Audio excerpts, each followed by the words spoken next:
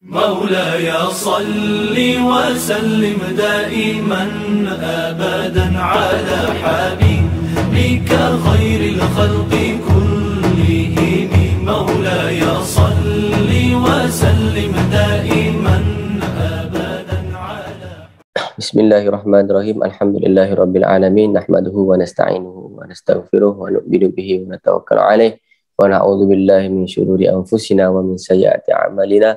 May yahdihillahu fala mudhillalah wa may yudlil fala hadiyalah. Bismillahirrahmanirrahim. Dalam Al-Quran Allah Subhanahu wa taala berfirman, "Fadzakir fa inna dzikra tanfa'ul mu'minin." Fadzakir, berilah peringatan olehmu, fa inna dzikra tanfa'ul mu'minin, kerana sesungguhnya memberi peringatan itu adalah bermanfaat di antara kalian. Fa inna dzikra tanfa'ul mu'minin, sesungguhnya memberi nasihat itu adalah bermanfaat bagi orang-orang yang beriman. Maka ada beberapa perkara yang perlu selalu kita ingat. Selalu kita ingat ada 3 perkara yang perlu kita tutup. Ada 3 hal yang perlu kita kejar. Ada 3 hal yang perlu kita jaga. Dan ada 3 hal yang membuat kita gagal. Jadi hari ini saya akan sharekanlah 4 benda ni yang perlu kita ingat hari-hari. Selalu guru saya pesan, kamu ingat 3 ni dan kamu akan berjaya. Apakah 3 perkara yang perlu kita tutup itu? Yang pertama adalah aib. Keburukan. Aib siapa? Aib kita, aib sendiri ataupun aib orang. Allah Subhanahu wa taala adalah zat yang maha pengampun, tetapi Allah Subhanahu wa taala nak ampunkan macam mana dosa kita kalau kita sendiri yang berbangga-bangga dengan kemaksiatan yang telah kita lakukan. Maka di dalam adab kepada diri kita sendiri, nak selamatkan diri kita sendiri, jangan buka aib kita. Itu satu. Dan juga kalau kita tak nak orang buka aib kita, kita jangan buka aib orang. Itu satu. Kemudian yang kedua yang kena kita tutup adalah ibadah. Yang trend sekarang adalah pergi sembahyang Jumaat. Alhamdulillah dapat pergi sembahyang Jumaat. Ibadah perlu ditutup. Ibadah siapa? Ibadah kita. Yang ketiga sedekah. Perlu kita tutup. Adab yang terbaik apabila tangan kanan yang bersedekah, tangan kiri kita tak nampak. Tetapi pada satu sudut pandang. Ada sudut pandang yang lain, untuk memberi semangat ataupun untuk memberi motivasi kepada yang lain, boleh untuk kita tunjukkan, tetapi bukan untuk niat menunjuk, untuk niat supaya sama-sama dapat beramal. Kemudian yang ketiga, yang phase berikutnya, 3 hal yang perlu kita kejar. Yang pertama adalah ilmu. Ilmu itu luas, apa sahaja ilmu kita kena kejar. Ilmu akhirat, ilmu tentang menjaga hati, ilmu tentang adab, ilmu tentang akhlak, ilmu tentang macam-macam ilmu kita kena kejar. Yang kedua, kita kena kejar redha orang tua. Sebab apa kita kena kejar redha orang tua? Sebab dalam redhanya orang tua, di situ akan menjadi efek kepada lancarnya kehidupan kita sehari-hari. Dan kadang-kadang kenapa kehidupan kita ada masalah? Kerana sebab kita kurangnya didoakan oleh mak ayah kita. Setiap hari kalau boleh, bagi tahu mak, doakan saya. Mak apa khabar? Tanya khabar. Doakan mak ayah. Yang kedua, yang ketiga, kita perlu kejar adalah cinta Allah Subhanahu wa taala. Macam mana nak dapat cinta Allah Subhanahu wa taala? Iaitu tak lain tak bukan dengan kita mengamalkan perintah Allah Subhanahu wa taala, meninggalkan segala larangan yang telah Allah Subhanahu wa taala tetapkan. Kemudian 3 hal yang perlu kita jaga untuk kita menjadi orang yang begitu berjaya. Pertama adalah amanah.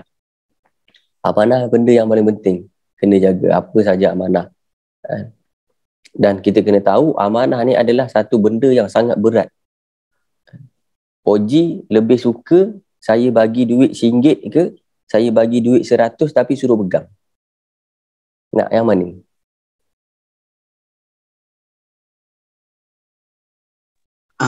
Ulang balik Ustaz.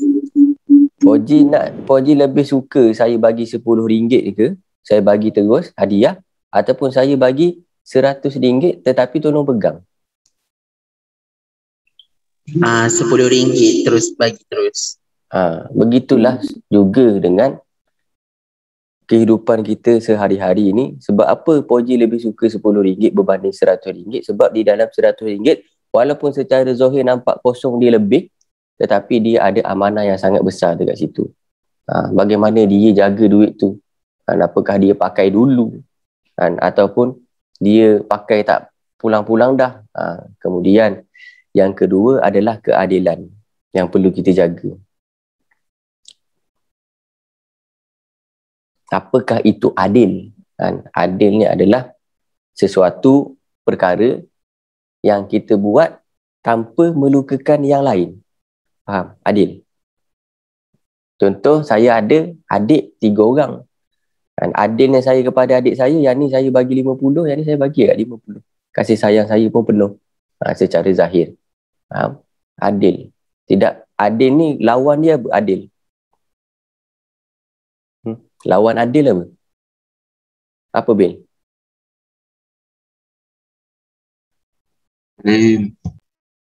Zalim. Faham. Kemudian yang nombor 3 yang perlu kita jaga adalah keikhlasan. Sebab kalau kita dah amanah, kita dah adil, tetapi kalau tak ikhlas, juga belum sempurna kita punya, belum sempurna diri kita. Maka perlu kita jaga 3 perkara ni. Amanah, keadilan dan juga keikhlasan. Dan yang ketiga, hal yang membuat kita gagal, 3 perkara yang akan membuat kita gagal. Pertama, kita lupa kepada Allah Subhanahu Wa Taala. Ni jelas-jelas lah lupa kepada Allah Subhanahu Wa Taala, tinggal Allah Subhanahu Wa Taala, memang kita akan gagal. Kemudian yang kedua yang perlu kita, yang membuatkan kita gagal adalah derhaka. Derhaka lah, maksudnya derhaka ni dia tak amanah. Dia derhaka kepada syarikat, dia derhaka kepada mak ayah, dia derhaka kepada macam-macam. Kemudian yang ketiga, yang terakhir, perkara yang akan membuat kita gagal adalah datang timbulnya sifat sombong. Maka kalau timbulnya sifat sombong, cepat-cepat kita buang, cepat-cepat kita sedar bahawa kita ni hamba, semua ni Allah Subhanahu Wa Taala bagi. Nabi Sulaiman ada seorang ahli ilmu ketika Nabi Sulaiman alaihissalam meminta kepada rakyat ni siapa yang boleh pindahkan singgasana Balqis kepada istana Nabi Sulaiman tu. Ada 2 yang keluar, yang datang. Satu, jin. Jin ni kata saya boleh pindahkan singgasana Balqis ni sebelum tuan bangun daripada duduk. Dia duduk, bangun, pun sampai. Tapi ada seorang ahli ilmu, dia mengatakan qabla ayyartadda ilaika tarfuk. Sebelum engkau wahai Nabi Allah pejam mata. Lagi cepat. Kalau yang tu duduk ke bangun. Jin. Kalau orang ahli ilmu pejam mata je. Sebelum Nabi Sulaiman pejam mata dah sampai.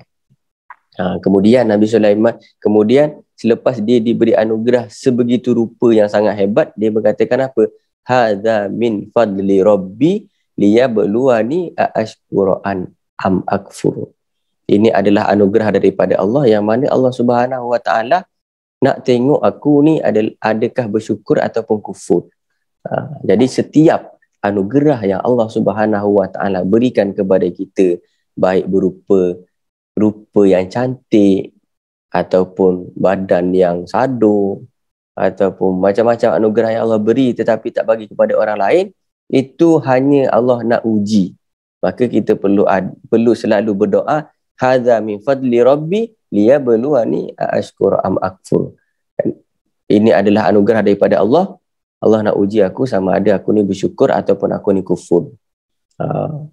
Sebab Allah Subhanahu Wa Taala kalau nak tarik nikmat yang ada pada diri kita tu sekejap saja.